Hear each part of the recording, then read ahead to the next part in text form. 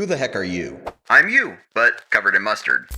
Today is a wonderful, wonderful day. Now that Hot Toys has announced 2 new Daredevil Born Again figures from Season 1 and Season 2, the aftermarket prices on the Netflix suit Daredevil have come down quite a bit. The Netflix Punisher prices are still up there, but hopefully when Hot Toys gives us a new Punisher, those aftermarket prices might decrease, since I still kind of want that look for Punisher as well, if of course the coat hasn't disintegrated. But my Netflix Daredevil arrived and it's still in pretty great shape with how old this figure is. The Netflix show came out April 10th, 2015, and I was there day one watching everything Defenders. Man, that feels so long ago saying 2015 since I was in my early teens then, but I watched every season of Daredevil, Jessica Jones, Luke Cage, Iron Fist, all leading up to the Defenders, and then of course I watched Punisher. I am so glad that Disney and Marvel are bringing the Defenders back, because Marvel, honestly, they're making me feel like a kid again with my favorite street level era heroes of Marvel coming back. So I'll stop wasting time because I have been waiting for this day since I first started collecting. So let's get right into it because man, I am so excited. As you all know, all good unboxing starts a box, and this box is absolutely glorious. We have what I believe to be an image of the actual figure on the front, done in different shades of red on the fully red box with the Daredevil logo in the middle. The coolest detail though is the raised brow, which I assume says Daredevil, but it's cool that you can actually run your finger across it. This is TMS003. The sides of the box have the figure info, the back has even more info and maybe a black blood splatter in the corner, and the top has the show logo. Now let's get this glorious figure out here. Sliding the slipcover off, we can now get a sneak peek of Daredevil through that window, but honestly, I don't care. I need to get him in my hands. So let's pop the top off the tray and holy peek. He's glorious. To, I guess, get out of the way real quick. Yes, there's this backdrop, but that's just going back in the box. And now, this has to be the best day of my specifically figure collecting life. This figure looks amazing. I'm not seeing any deal-breaking issues at the moment. Sure, there's some wrinkling down near the knees and some dust flakes or something in different places, but this is the Daredevil suit that I had to have on my shelf since I need every Daredevil I can get. The cowl and mouthplate look insanely good. Hot Toys was cooking back then. There's some stubble detailing with some blood effects, and I absolutely love that we get a bloody mouseplate since they haven't done that on any Daredevil figure since. And to me at least, this sort of reminds me of the bloody Michael Keaton Batman mouseplate, so that's interesting. But of course, the likeness to Charlie Cox seems to be there, but Hot Toys, they do struggle to nail his unmasked likeness even to this day. The cowl's pretty glossy looking with some sharp horns, and this looks exactly how it did on screen. I was never a big fan of the cowl with the black front plate, so I think Frank did him a big favor breaking that one. There's no eyes behind him, but the translucent red lenses also look amazing. The outfit is just impressive. This is a material that Hot Toys still uses for a lot of their superhero releases. It's textured and has sort of a rubbery type feel to it. The suit is mostly that darker red used in the Netflix show, but then there's these black sections that had a nice bit of like contrasting color to the red. There's some small chrome rivet details in different places that I assume are used to hold his suit together, but in figure form it's just some detailing. And his belt sort of has that double D type look with the forward and backwards kind of chrome D's in there, or at least that's how I always kind of thought. He gets the black holster for his billy clubs. The knees have some armor attached, then his boots look incredible. They're a split cut design, which is different to how Hot Toys did at least the yellow suit Daredevil, but the sculpted and painted detail here looks very convincing, and the tray on the bottom is a bit dirty too. Let's check out the accessories, starting with those faceplates. We saw the bloody one, but he also gets this neutral one. Hot Toys would probably do this with magnets nowadays, but to swap them out, you need to slide the cowl off. Then that frees up the mouse plate, so they're all just kind of held in with friction. Side by side, I definitely prefer the bloody mouse sculpt, but the detailing on both looks pretty great. I had to whip out the yellow suit Daredevil head sculpt to do a side by side, and the skin tone is slightly different between the two, but I do see the likeness to Matt's mouse on both. The cowl looks great, and I really like that it's one piece, so you can technically have him hold this if you want to put like the yellow suit Daredevil head sculpt on him. But of course, this figure didn't come with his own mask head sculpt, so yeah, like I said, we could just pop the yellow suit head sculpt on there, and yeah, it's compatible. Yes, I know this head sculpt has some issues. It's not the best looking likeness to Charlie Cox, but some of those issues are fixed when you put the glasses on him. And the She-Hulk figure got the chrome frame glasses are similar to the ones used in the Netflix show, so yeah, this works for me. Although, yes, I will say the neck does seem a little short and the head looks huge on the body, but it's kind of like that on the yellow suit too. Putting the masked head sculpt next to the unmasked head, yeah, I can tell it's supposed to be the same person and the head size is pretty similar. It definitely seems like the mask kind of squeezes his ears and hair in a little bit, at least in figure form. Now let's check out the hands. I think this is how it was right out of the box, or at least that's how it was sent to me right out of the box. So He has two billy club gripping hands right out of the box, I guess. He then has a pair of open palm style hands, and the detailing on the hands is incredible. I love how the hard knuckles on the gloves just give them more punching power. The palm has some hexagonal padding, and overall, yeah, these hands look great. He also gets a pair of closed fists, and this version of Daredevil definitely punched more than he actually used the billy clubs. But of course, we do get a couple billy clubs. This one is connected by what seems to be a metal wire, but it's not one of the Hot Toys posable wires. They gave the yellow suit figure, and so far both Born Again figures' billy clubs was a posable wire, but for this one, it's just like a loose connection piece. The detail here is pretty good with the red coloring on the grips and the chrome for the middle connecting piece. We also get the connected one-piece billy club, then the two separate billy clubs. I love all the fine detailing Hot Toys put into the clubs. The separate clubs can be slotted into the holsters on his leg, of course. It is a little tight trying to get them in there, but with some wiggling and patience, yeah, they fit in there and look pretty nice.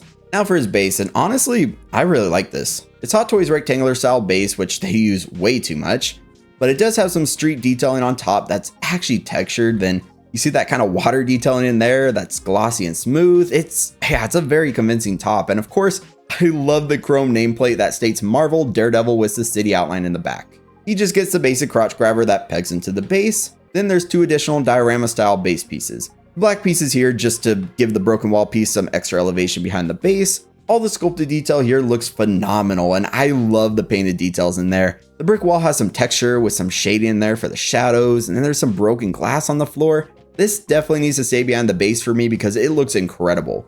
It looks like a curb with a broken wall on top, and then you can see how that cutout actually aligns with one of the water details. It makes it look like it's a sewer drain, and the water, yeah, the fact that it's like perfectly aligned, it's just the small details that makes me fall in love even more with this figure. I knew I was gonna love the suit and like the whole overall look, but honestly, I didn't realize the base was gonna be this good because Hot Toys, a lot of figures nowadays, they just give us some really basic bases like hexagonal or rectangular, but yeah, I won't turn this video into a rant on Hot Toys bases. Now for the comparison, and yes, comparison, because I just want to compare this Daredevil to the yellow suit Daredevil for now.